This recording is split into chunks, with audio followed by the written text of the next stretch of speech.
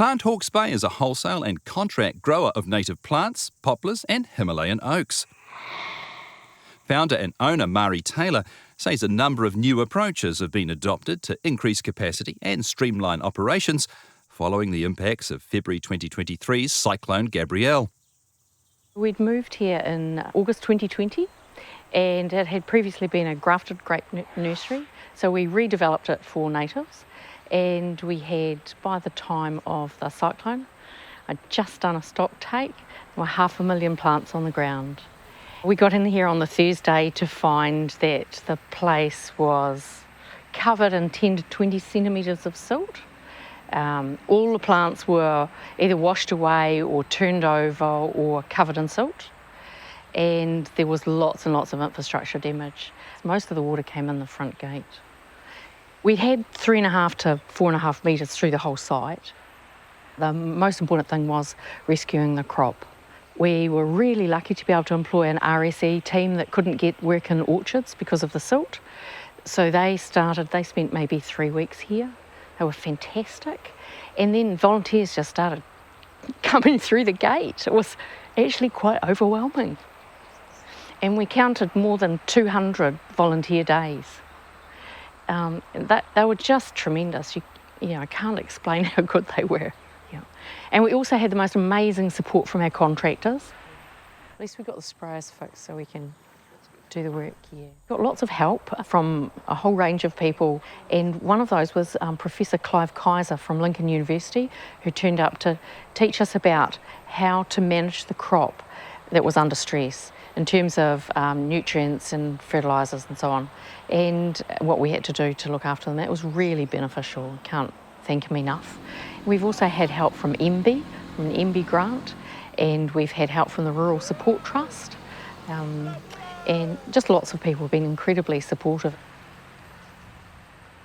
It's been a year now since Cyclone Gabrielle, and it's been a real team effort. That's the most important thing, is a really good plan.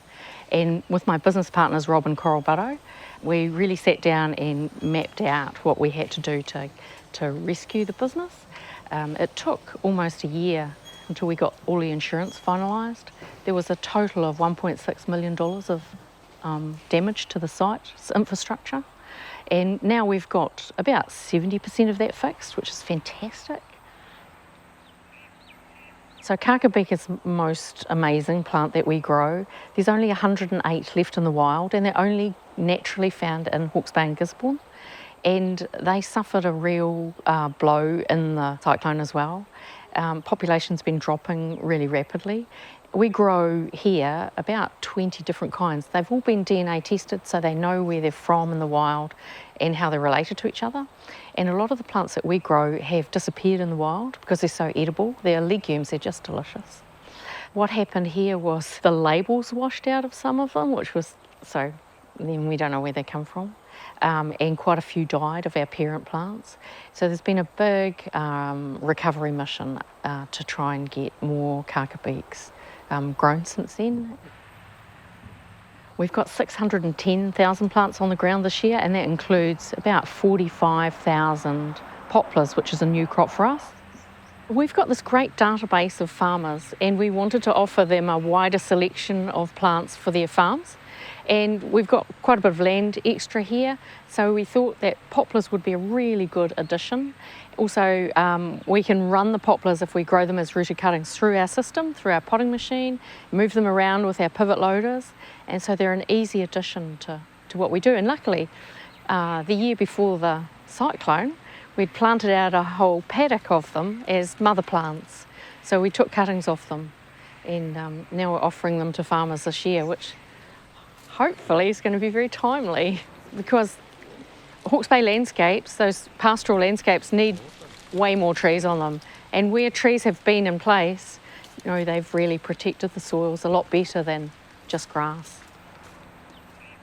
In order for us to expand our nursery and to grow a lot of plants, we need as much automation in our system as we can. One of the things we did first is to put in pivot loaders, because I don't want any of the stuff lifting anything. I want all the plants to be moved around the nursery by machine. That's number one. We've got now seed cleaning machines, we've got seed sowing machines, tray fillers, and a potting machine. And they're all incredibly beneficial. They help to speed up the process, make our product more uniform, and make it easier for the staff. Part of that automation has been using a drone to do our spraying, and it's very efficient and safer. After Cyclone Gabrielle, the nursery was decimated and they needed ways to get sprays on their new poplars as well as a few other plants to ensure they didn't get fungus diseases and stuff like that. So she asked me if it was possible, and it certainly was. It's a really big job for them, but a really small job for us, so it works for both of us, really. The staff don't have to handle the chemicals. We can get specialist contractors to do it before anyone turns up. We're usually leaving by 7 o'clock when the other workers are getting here. So all the chemicals are applied and we're out of there. As far as growth's concerned, until about a year ago, drones were more used for niche sort of work. You do a small area and charge a decent amount, whereas now we can do large scale work. We can easily go into a 20 hectare area in a few hours now. So growth is starting to become exponential. The larger capacity and the higher pump flow rates of the drones mean we can tackle really big areas in a short space of time and be a really viable option for growers, foresters. We love having visitors here at the nursery, and we're really central in Hawke's Bay, so it's easy for people to get here. So we have lots of school groups and horticulture groups, and having the Farm Forestry Conference here is just fantastic. It's really lovely to be able to showcase Hawke's Bay plants to them. So looking to the future, the main thing for us is to increase the profitability of the business and recover financially from the cyclone. That's our main focus now.